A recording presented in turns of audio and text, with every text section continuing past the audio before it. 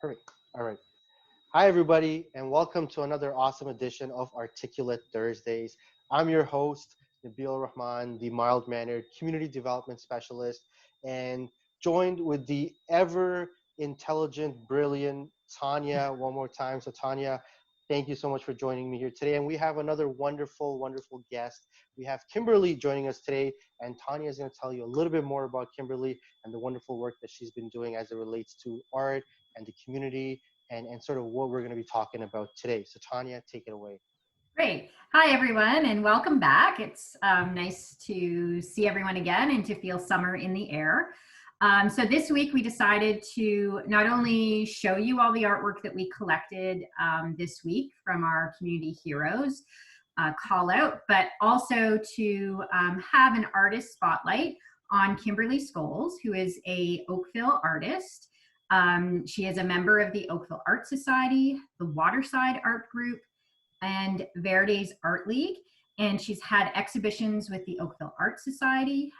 She's had exhibitions at Queen Elizabeth Park Community and Cultural Center, at Nelson Park Creative Center next door in Etobicoke, and Fountain Hills. So very active in our community, and we're really excited to have Kimberly here today with us. And especially because Kimberly and her daughter Dana, during our season of the pandemic, since April, have started a community-based art installation outside their home. And we wanted to share it with you because it was very relevant to the theme that we're working with reaching out and thanking our community heroes. So we wanted to show this to you. This is the YouTube channel where you can actually see the multimedia show that Dana and Kimberly have put together. For this program today, we're just showing photographs of the installation, but if you want the full multimedia experience, please go to the YouTube channel to view it. Awesome. So Kimberly, do you have anything would you like to share a little bit more about this wonderful project that you and your daughter sort of initiated and started, and what was the inspiration behind it? Well, my husband and I just come out of our 14-day quarantine because we had arrived back by air on March 17th. So shortly after that, we were able to have contact with my daughter who was living with us. And she suggested that we paint a thank you stones and some stones what inspired her was she has a good friend that was a member of a flight crew who was out working on flights that were repatriating Canadians. And she wanted to do something because this person, as all essential workers were during the period, providing services to us at risk to their own health.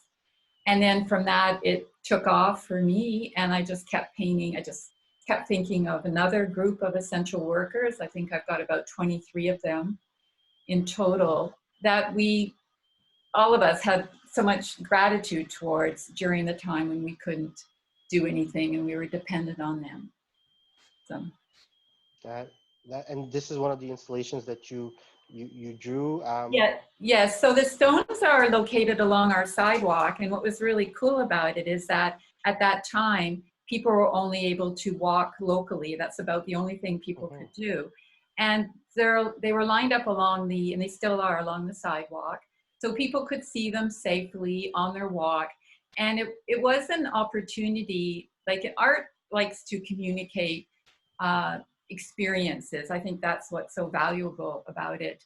And what was unique about this is that it was an experience that was being communicated to people at the same moment that they were in the experience. We're all in a collective, profound experience. Right. And so people connected with it. And I got a lot of nice comments and anonymous thank you cards. And so it was meaningful to people. Right. And you've also mentioned that people would stop and take photographs. Yes. And continue sharing them in in a digital way as well, right? Yeah, like people would told me that they had sent them to their family that they weren't being able to connect with in any other way. So it was a way of providing a nice connection at a time when things were very strange. Right. Right. I find it really interesting, Kimberly. You mentioned how the ability to live in the moment, right? And that's just walking, taking a simple walk, and coming across, your wonderful artwork.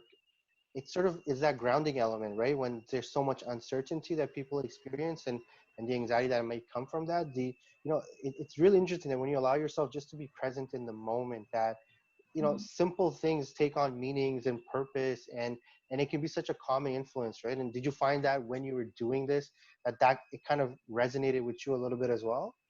I totally, for me also, I think this is why people make art. It's a kind of a healing thing to Hmm. be able to do something creative and have contact with people. And so it worked both ways. And then having people communicate to me that it was meaningful to them and that it touched them at a time when it was hard to have contact with very much. That like this was something that was a real experience. A lot was going on virtually, but people are able to walk along and really be right there with them, with the stones. And so the group photos that I did, I thought it would be great to get a picture of all the stones together in a heart shape. And the heart has been, especially like pink hearts, have been everywhere in the media, signifying our gratitude to the essential workers. So I picked up on that and used that. And then during the painting of the stones, we had the mass shooting in Nova Scotia, Yeah. which was very upsetting, terrible. So I painted the RCMP stone at that time. People really responded to that too. Right, and I know we have that in our. Here we go. Um, and yes, so I mean, these are definitely like some trying times in so many different uh, elements, right? And so um, it's truly inspiring to see that. Think about the surface with which you're even utilizing rocks. And I think we mentioned it one time, like how many times can people walk by a piece of rock and never notice it, right? And then you slap some paint on it, you make it some kind of a structure, some kind of, like you said, like sharing an experience.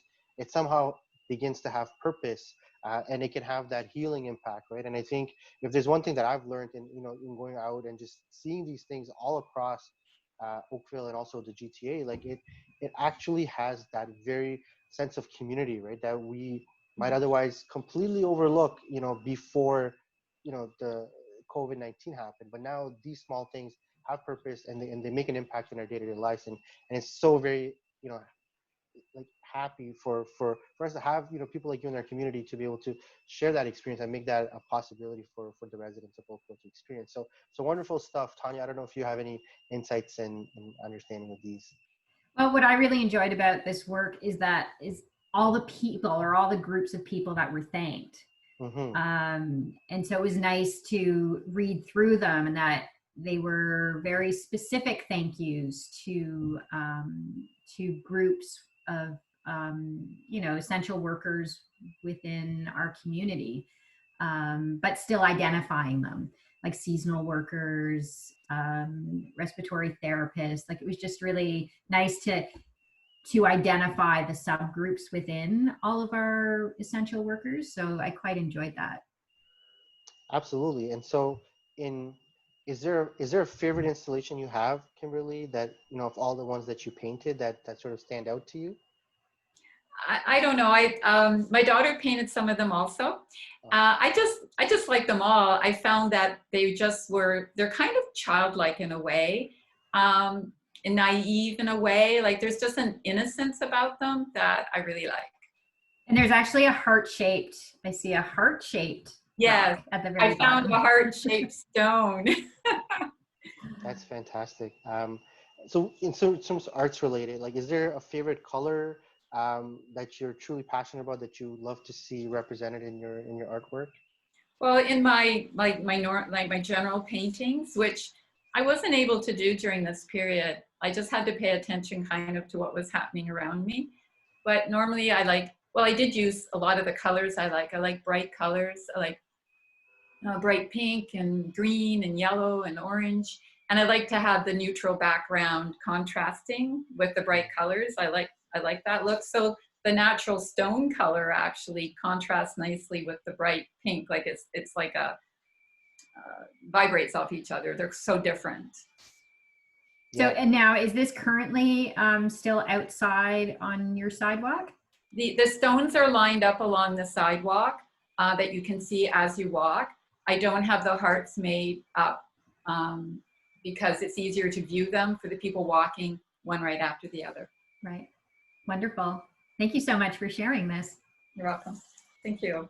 Awesome. And I think we just wanted to share a little bit more of your studio work, Kimberly, if that's okay. And these are just as beautiful as the artwork that we shared with you earlier. So maybe the question to you is there a studio that you have that you're working out of? And what do you find the most exciting about these, by being in your studio, if you have one that's in proximity? Yeah, I have a small studio here in my home.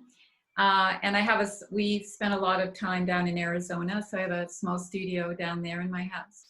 And then just recently I put up a screened in dining tent in my backyard. Oh. So, given our limited travel, that's going to be a nice little outdoor studio for me.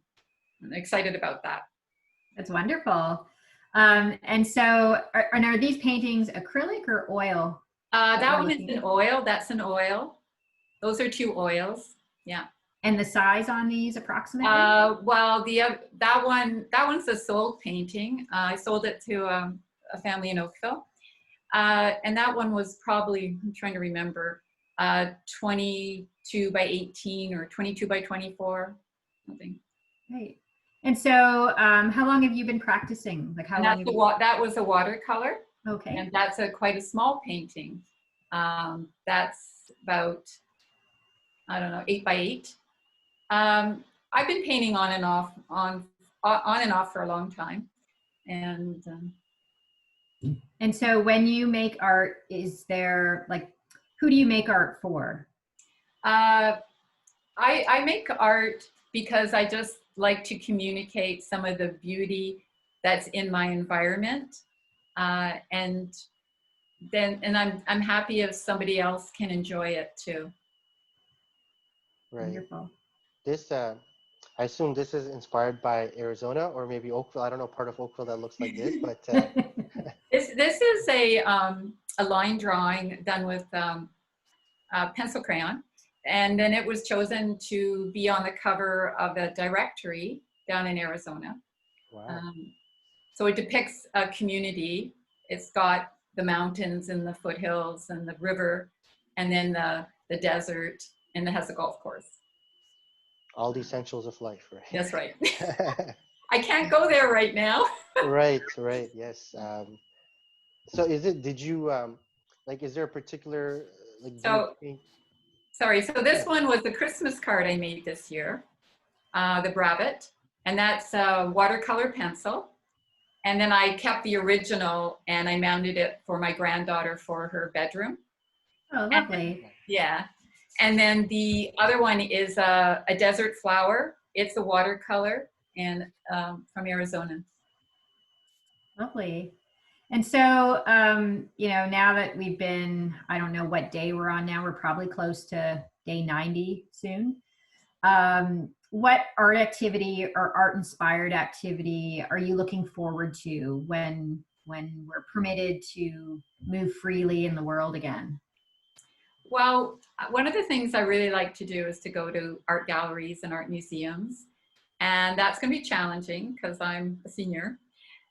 So I just managed to get tickets to this Van Gogh immersive drive-in exhibit in Toronto, where you drive your car in. So it's great that way. And then you have a fully immersive virtual art experience. And he's one of my favorite painters. Yes, I've heard about that. You'll have to let us know. You'll have to give us a review when you're after you visit. But one thing that has been quite interesting during this time is how creative people have been, considering what our limitations have been, and especially what artists have been doing. I'm every day I'm constantly amazed at what I learn from artists or what I see that's posted. So that definitely, I think, is the silver lining that comes out of this experience. Yeah, absolutely. Sure. Kimberly, any inspiring words of advice to artists, to inspiring artists, and just to residents in Oakville in general? Well, I think there's so much beauty around us in the garden, on a walk, in a bouquet of flowers. And it's just a beautiful community to live in.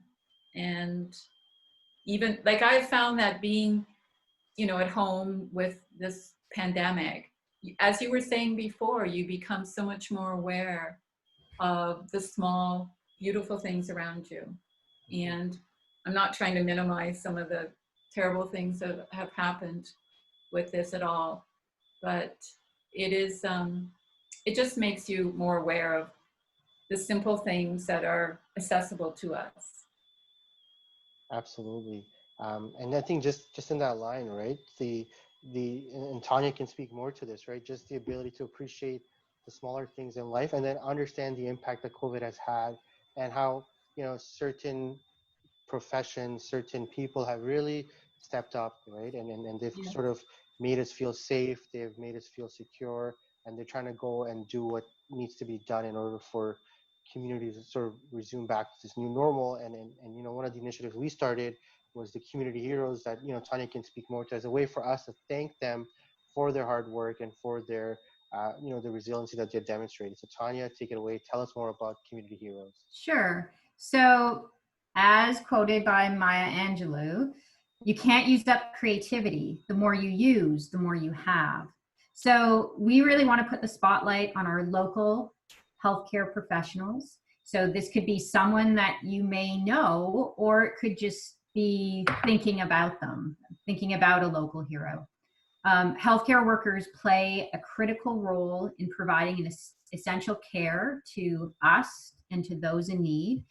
And it's a really crucial service that's given attention, dedication during this global pandemic.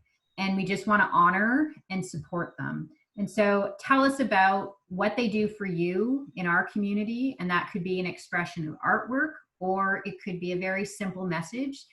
We will take all of the submissions that arrive and put them together in a digital album and share them with the Oakville Hospital. So we've extended the deadline. So if you watched last week, the new deadline is now June 4th. So there's another week. So please send in your artwork or share this message with anyone who you think might like to participate. Amazing. And I know, Kimberly, you might have already shared your wonderful artwork, or you will be sharing your wonderful artwork with us for this wonderful initiative. Thank you so much for joining us. I'm sure the residents of Oakville will absolutely enjoy and love the conversations we had today, and sort of the show and what it's sharing. And we'll be sure to return next week with maybe highlighting some of the wonderful submissions, Tanya, that we've received, and as a thank you to not only our essential workers and our healthcare workers, but also to celebrate our own creativity, right? Creativity is something that requires celebration, so that it gives and inspires us to do more. So thank you, everybody, for joining us. This is Articulate Thursday. Stay safe, Oakville. Thanks, everybody. Take care. And that's it. Okay. Great. Great. Thank